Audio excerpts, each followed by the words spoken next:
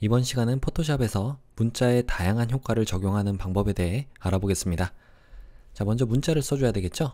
알파벳 T를 누르거나 도구 상자에서 이 부분, T라고 써져 있는 부분을 선택하셔서 수평 문자 도구를 선택해주세요. 커서 모양이 네모나게 바뀌었죠? 자, 위쪽에 세팅부터 해놓고 들어가도록 하겠습니다. 지금 상태로 여러분들이 그냥 클릭하시게 되면은 문자 자체가 너무 크거나 작을 때 혹은 색상이 흰색일 때 이 글자가 어디 있는지 잘 볼 수가 없게 돼요.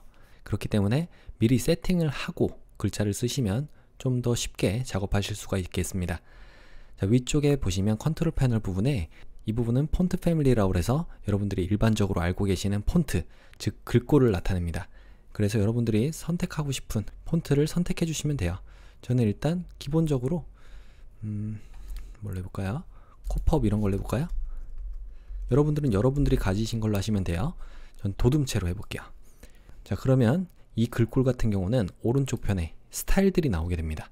그래서 좀 더 얇은 글꼴이라든지 두꺼운 글꼴 아니면 중간 글꼴 이런 식으로 선택을 할 수 있는 글꼴도 있고요. 아니면 스타일이 하나밖에 없는 그런 글꼴도 있게 돼요.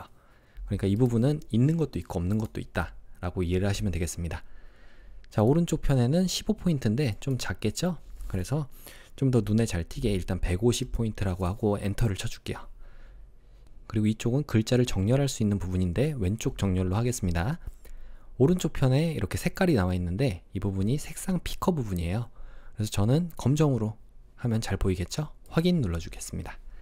자, 그리고 나서 글자를 쓸 때 그냥 클릭을 짧게 해주시면 이렇게 커서가 깜빡이는데 만약에 여러분들이 클릭을 조금이라도 이렇게 지체하거나 하면은 이런 식으로 영역이 지정이 되게 돼요. 이거는 이 안에다가만 글자를 쓰겠다 이런 얘기가 됩니다.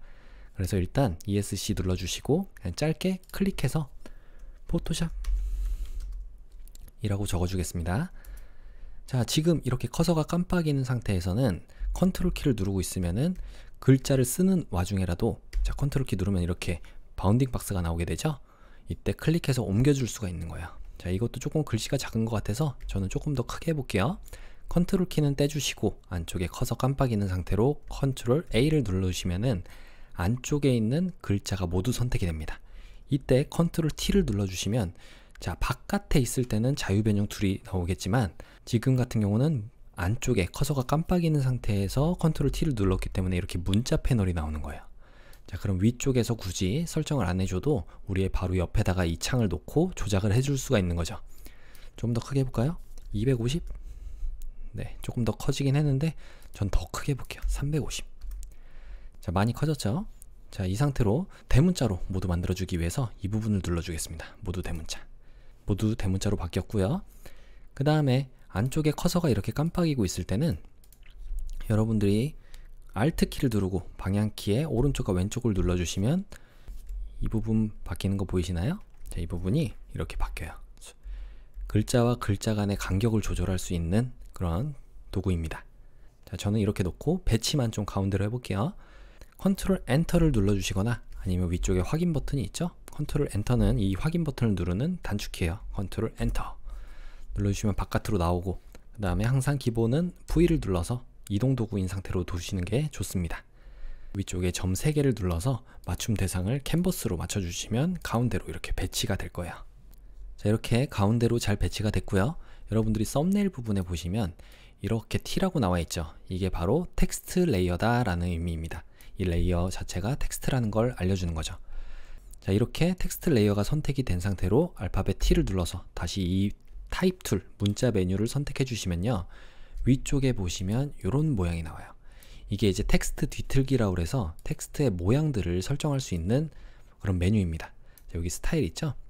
스타일을 내가 원하는 부채꼴 한번 눌러보시면 부채꼴로 글자가 펼쳐지는 게 보이실 거예요. 좀 과하다면 구부리기 값을 좀 낮춰주셔도 되고 이건 이제 가로 방향으로 구부릴지 세로 방향으로 구부릴지도 여러분들이 정하시면 됩니다. 가로 왜곡도 혹은 세로 왜곡도 이렇게 따로따로 움직일 수가 있어요. 그렇기 때문에 나는 좀 아치를 만들고 싶다 하시면 아치를 선택해서 나머지 값 0으로 해주시고 그 다음에 구부리기 부분만 조금 더 이런 식으로 움직여 주시면은 아치도 쉽게 만들 수가 있다는 겁니다. 자, 일단 아치로 해볼까요? 그래서 확인 눌러주시면 자, 아치로 글자가 잘 써졌고 이 부분이 이제 바뀐 걸 볼 수가 있죠. 이게 텍스트 뒤틀기 메뉴가 적용된 텍스트 레이어다 라는 걸로 이해를 하시면 되겠습니다. 자, 첫 번째로는 이렇게 외형 자체를 바꿀 수 있는 거였고요. 두 번째로는 이 텍스트 레이어의 속성 값을 바꿔보도록 할게요. 이쪽에 보시면 레이어 스타일이라고 이 FX라고 써져 있는 부분이 있습니다. 바로 우리의 레이어 패널의 아래쪽에 있는 부분이고요. 여기 혼합 옵션으로 가볼까요? 어떤 메뉴를 선택해도 일단은 같은 창으로 다 들어가게 돼요. 자, 이렇게 나오죠? 자, 여기서 혼합 옵션 부분에 보니까 자, 이 혼합 모드는 여러 레이어가 겹쳐 있을 때 활용할 수 있는 메뉴고요. 여기서 첫 번째로 경사와 엠보스 부분을 클릭해 보시면은 이런 식으로 깊이와 아니면 크기 이런 걸로 조금 더 입체 효과를 낼 수가 있는 거예요.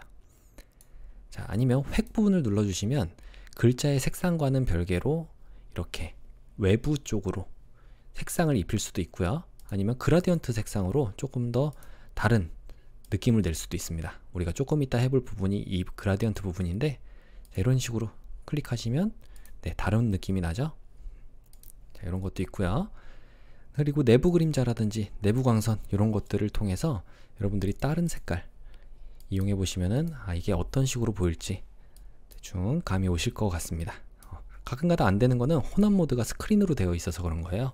그래서 표준으로 바꿔주시고 이런 값들을 좀 높여 보시면은 바뀌는 거 보이시죠?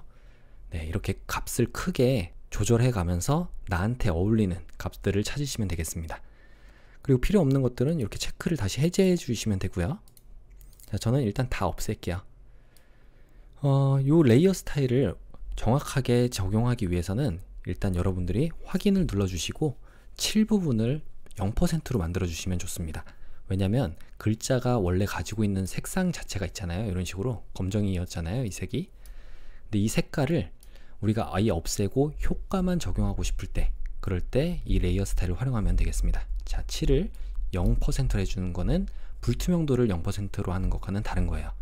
효과와 이 레이어 자체를 모두 다 0%로 만드는 건 이 불투명도 부분이고요. 효과는 놔두고 그리고 글자가 원래 가지고 있던 속성 자체만, 이 검정이라는 속성 자체만 없애는 게 7 부분이에요. 그래서 7을 0%로 해준 상태로 포토샵이라고 쓴 문자 레이어 선택, 그리고 아래쪽에 다시 한번 혼합 옵션을 가보시면은 아까 전에 우리가 봤던 창이 또 나오게 되죠. 여기서 경사 엠보스라든지 이 안쪽에 들어가 있는 색상은 없고 나머지 효과들만 적용이 된 상태로 만들 수가 있다는 거죠. 여기다가 획을 다시 한번 눌러보시면 이런 식으로 다른 느낌도 줄 수가 있는 거예요. 자, 이걸 이용해서 가장 대표적으로 할 수 있는 게 바로 그라디언트 오버레이입니다. 이 부분은 그라디언트, 즉 색상이 첫 번째 색상에서 마지막 색상으로 자연스럽게 번져나가는 정도를 나타내는 거예요. 자, 그래서 저 같은 경우는 이렇게 초록색에서 오른쪽에 있는 이 분홍색으로 넘어가는 색상의 모든 단계가 올바로 표현이 되어 있는데 이 부분에 그라디언트를 한번 클릭해 보시면요, 원하는 색상을 직접 정할 수가 있습니다. 자, 일단은 여기서 함께 실습이 가능하게끔 블루 부분을 한번 가볼까요? 여기서 저는 이걸로 한번 가볼게요. 이 그라디언트 편집키 창에서 조금 해석을 할 줄 알아야 되는데요. 아래쪽 부분 같은 경우에 이 두 개의 슬라이더가 있죠. 요거과 요거는 색상을 나타내는 거예요. 그리고 그 위쪽에 있는 요 검정으로 표시된 게 투명도를 나타냅니다.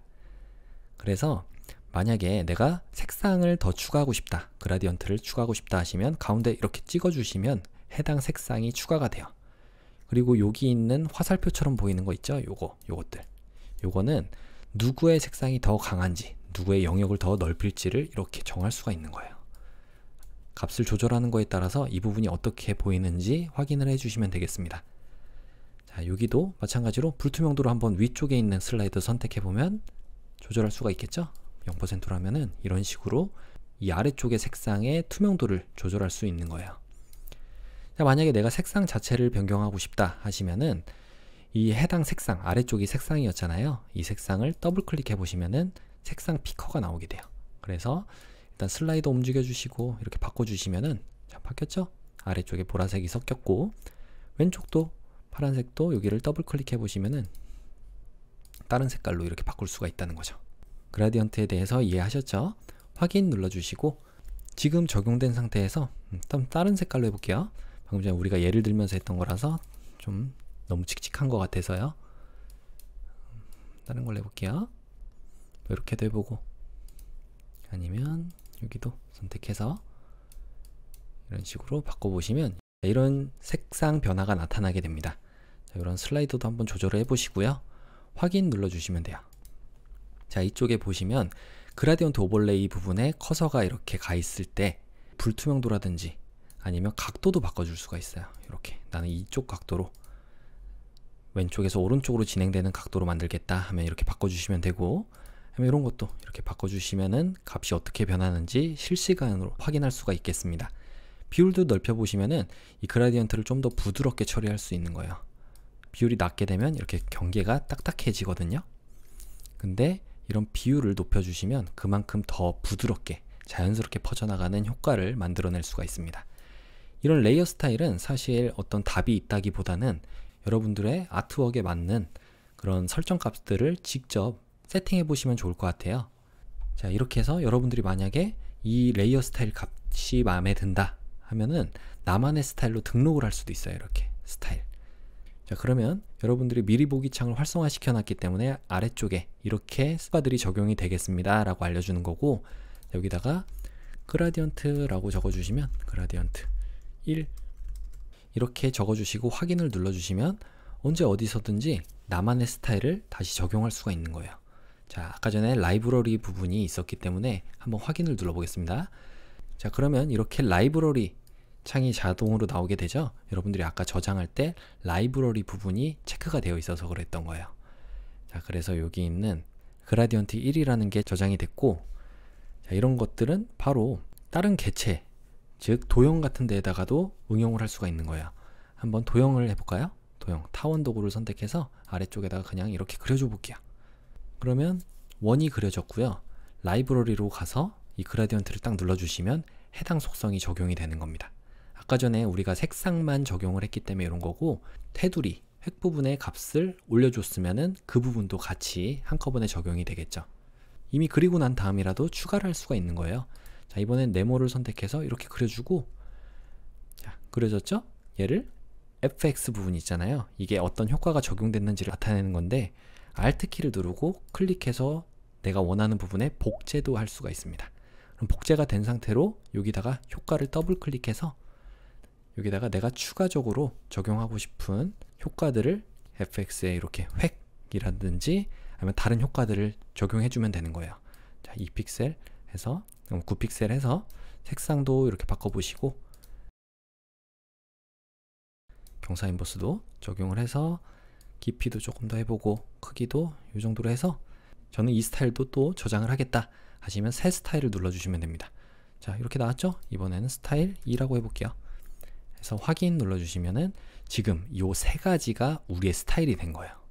똑같겠죠? 자, 이거는 확인 눌러보고 이 세 가지는 이제 지워도 됩니다. 자, 지워주시고 다시 한번 T를 눌러보세요. T를 눌러서 문자를 다시 한번 써보겠습니다. 포토샵 이라고 다시 적어줬고요. 자, 가운데 정렬을 다시 해주시고, 이 상태에서 아까 전에 우리가 라이브러리에 스타일을 적용했었잖아요. 위쪽에 창에서 라이브러리를 꺼내 주십니다. 그러면 이렇게 스타일 2라고 되어 있죠.